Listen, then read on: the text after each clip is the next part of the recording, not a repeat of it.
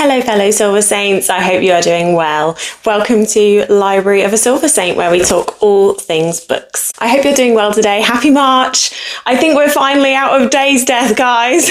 I think we made it. I can't believe it. For 5 days straight now, sun has appeared in the sky.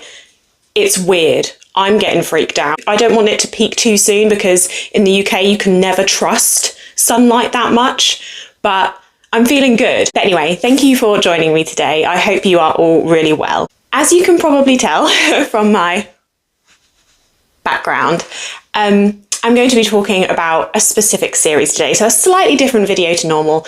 I'm going to be focusing entirely on one series. I'm also going to be asking a question, which is essentially, should you read The Faithful and the Fallen series by the amazing John Gwynne? And it's not really going to be a spoiler, but actually I'm kind of going to answer the question immediately and say yes. If you don't want to carry on and find out why I think that, then that's fine. Short answer, yes, but if you don't mind me rambling and talking about my long answer, then please continue on to see my thoughts on this series. So, The Faithful and the Fallen series is an incredible epic fantasy series that I heard of on a few different YouTube channels, booktube channels. Sid's Bookworm on YouTube always spoke about it as one of her favourite series of all time. And when she spoke about it, I couldn't help but think, my goodness, that sounds incredible. And then I watched Space Out Reads videos and he mentioned it as well, saying that it is an incredible series and one that he loves.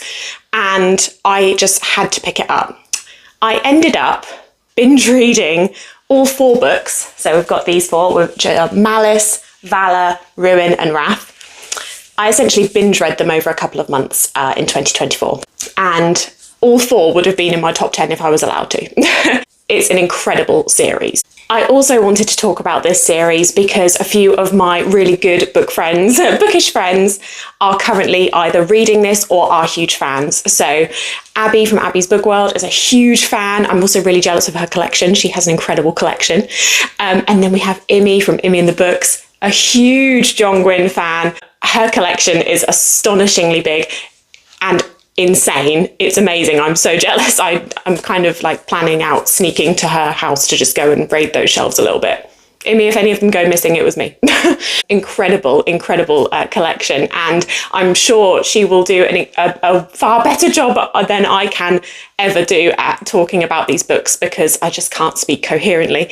But also, yeah, she's a huge fan and we've been all talking about it recently because our other friend Abby is now starting the series. She started Malice the other day. So it's kind of been in my brain a lot this week because a few of my friends and I have been talking about it so much. And Imi, Abby and I were so excited when Abby said she was going to start because immediately we thought, oh, we need all of your thoughts. And it kind of reignited, not that the flame ever died, it kind of reignited my love and thoughts about this series. And it's just been sat in my brain all week. And I was thinking, I'm going to do a video on it myself. I've watched other people break it down and I thought I would have a go at doing it myself. Now, I really apologise in advance if I don't do it justice, but I will absolutely try for Mr. Gwynne because, his books have my absolute heart.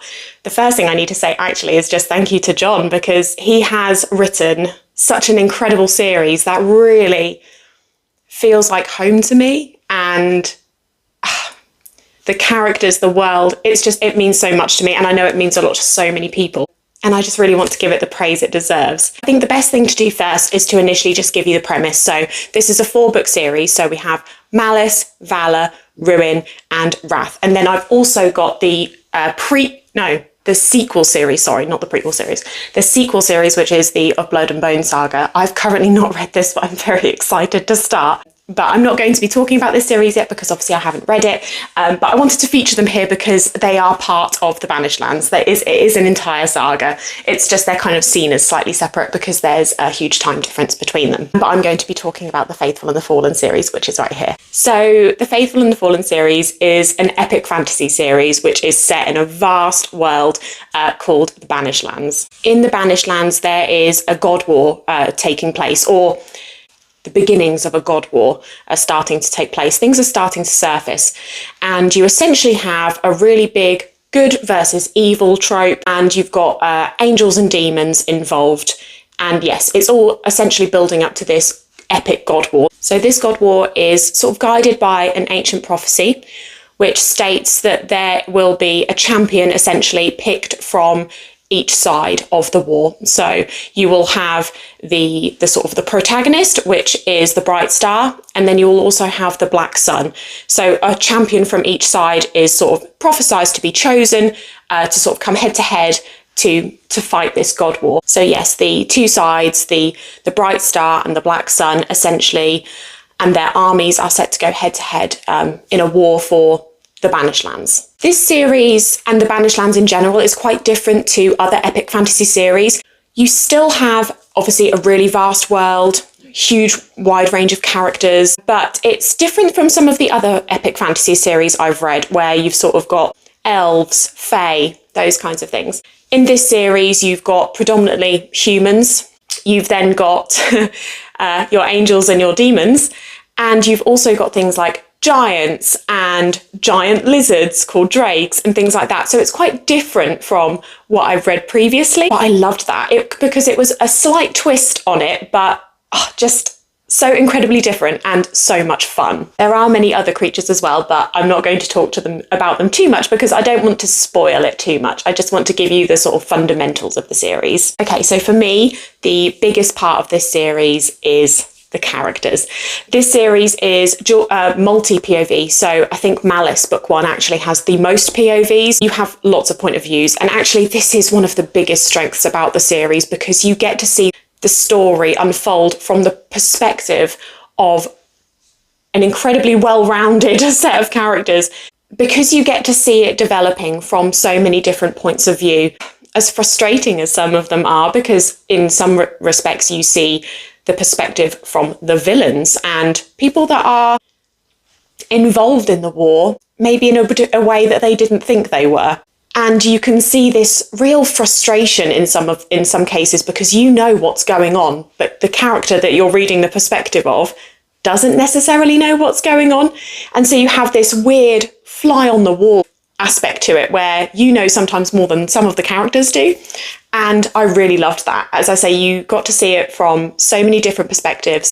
It really deepened the story for me and gave me such a huge amount of connection to the characters. I loved that. That was probably one of my favourite aspects of this book, is just purely the structure of the characters and how it's told. Some people have commented that in Malice there are so many point of views and it can initially be quite overwhelming. And I do understand this. I think the first sort of 50% of Malice can be a bit confusing initially because there are so many points of view. You're starting to sort of see where the story is going. But once you get past that, I didn't mind it. I can see where the confusion would come from, but I didn't mind it because the way it was written, John's writing just had me hooked and I felt so at home in the series. But I know that for many people, once you get past that sort of 50% mark in the first book, you sort of really start to see where the story is going. And if there were any issues around the number of points of view, they seem to dissipate. It seems to not be a problem anymore. Also, the payoff at the end of the series from having all of those points of view is massive and so worthwhile. So I think if you do struggle initially with that, don't worry about it. It gets easier and the payoff is huge. Another aspect of this story is you have the classic sort of chosen one trope, sort of like a hero's journey. I love that. I love following a character as they sort of discover themselves and who they are meant to be and find their place in the sort of greater picture. And because you follow them from quite a young age, and this does take place over, sort of quite a long time span, not too long, but long enough, it also feels very realistic. Sometimes in books, you can follow a hero on their journey and they seem to develop really quickly and almost find everything a bit too easy. I did not find that with this at all. I feel like John wrote it so realistically in terms of the fact that your character, your hero, makes mistakes and they learn from that. And sometimes they don't learn from that and they do it again, but they're not perfect. They still, even though they are fundamentally the most pure, wonderful, incredible character, they still have incredibly difficult decisions to face and make. And they're guided by those around them. And you follow them as they make some mistakes and get things wrong. And it felt so human to me, which is another part of this that I just adored. I have to talk about found family when I talk about this series. This series has the best found family I have ever read, ever. These characters, in terms of the protagonists, they are so honourable, kind, and caring of each other. They genuinely want what's best for each other. There's a real sense of brotherhood and sisterhood that comes with this story and with this journey that they're all on. You genuinely feel like you know, or I felt in my experience like I knew these characters. I felt like I was actually friends with them myself. I felt like I was there with them on their journey because they really had that sense of closeness, and I felt it was almost personal. I felt a personal connection, and I honestly don't know how John did it. It's incredible. So that is a huge aspect of this book that I adore. Well, this series that I adore. Another thing that I love about John's writing is that he writes badass women. Not just badass though, again, incredibly human, and not so strong that it's unbelievable. And I don't mean that as in physical strength. I just mean the women in his stories are so capable. They also train, they also work hard, and they have a place in the war. You've got a very much, if you sort of know Lord of the Rings, like Éowyn's character, but there's no her holding back. There's no holding back of the women. They are involved and they are leading in a lot of cases. And I really like that. I loved how he wrote his women in these books, and the female characters just in general. I absolutely adored them. I thought they were incredible. Another thing I have to talk about is the animal companions. I can't talk about the Faithful and the Fallen series without talking about animals. I don't want to spoil it as such. The only one I will say, I'm a big fan of wolves, and there is a wolven. There are wolven in this book, and like a giant wolf. And I can't. I'm not going to say any more than that, but I mean, I'm a dog lover anyway, but my goodness, it was heavy. It was heavy, but in the best way possible. It's just incredible. Then you have other animals as well. And I've mentioned this in a video before, but I did not realise how much I could love a crow until I read this series. Not going to lie, I hadn't really noticed them that much as animals. I hadn't really thought about them. And then I read this series, and all of a sudden, all I could think about was crows and how much I love them. So the animal companions are so strong in this, and they're not just there. They are characters in themselves, which I love. You know, they are part of the journey. They are part of the progress. And that was huge for me. They weren't just there just to be animal companions. They were actual animal companions and had really high stakes in the story, in the overarching story. So I love that as well. They weren't just there for the sake of being there. They had a real purpose, and my goodness, they got my emotions going. Wow. John floored me with these ones. I'm still not over it. I've still not forgiven him. I also have to mention the villains. I think an author is incredibly talented when they can write a villain that I genuinely think is foul. Like, vile. The characters in this, the villains in this, are that. They are vile. They are absolutely disgusting. I hated them with every ounce of my being. I hated them. They were awful. The things they do, it was just so awful. But I really felt it. It was a really visceral, intense hate for them because of how disgusting they were. And I think that's genius, because sometimes in books, I'm not really that intimidated by the villain. They don't seem that, that intense, or you genuinely feel like they'll be quite easy to overcome. Oh my goodness, in this series, there were points where I thought, they're doing pretty well. And I was getting genuinely worried. They were causing, my heart to race, and not in a good way. So that was another incredible aspect. Really believable, vile villains. That sounded like horrible histories then, didn't it? Vile villains. Can you tell I've gone crazy?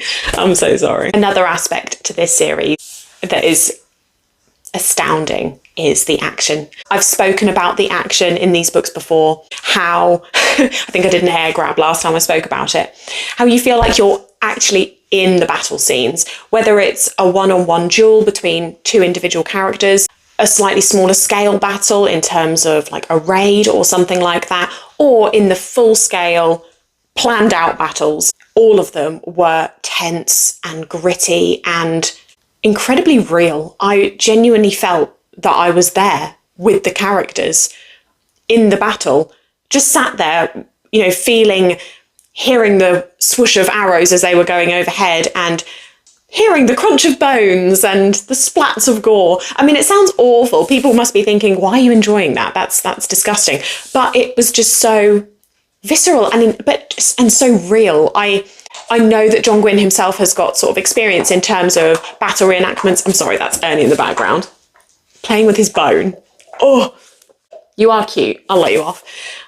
I know that he has experience in terms of doing battle reenactments and things like that, and has a really strong passion for that aspect of history.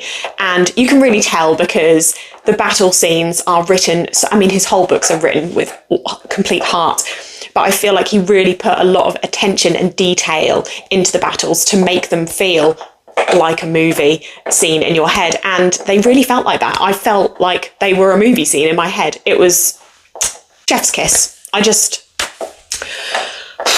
getting a bit gushy now, to be honest, aren't I? It's a bit embarrassing. No, it's not embarrassing. I love it. I love it. In general, there are so many different sort of types of fantasy that are covered here in this series. As I say, you've got your hero's journey, good versus evil. You've got ancient prophecies, gods in, you know, a wide, vast, epic fantasy world with fantastical creatures.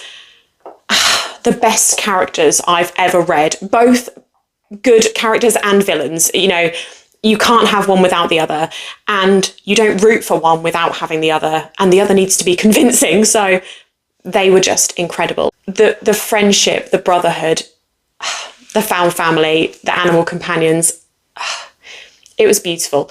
I mentioned this before, that these books feel like comfort to me. And I know it sounds weird because I'm talking about blood spattering and stuff, but really they feel like home to me. The Banished Lands feels like my home. And it gave me such a feeling of nostalgia and just comfort. I'm really sorry. And he's chewing his bone in the background, making so much noise. Animal companions, hey? What are you going to do with them? But I genuinely feel comforted by this world, and I can't wait to reread because I feel like it may be even better on a reread.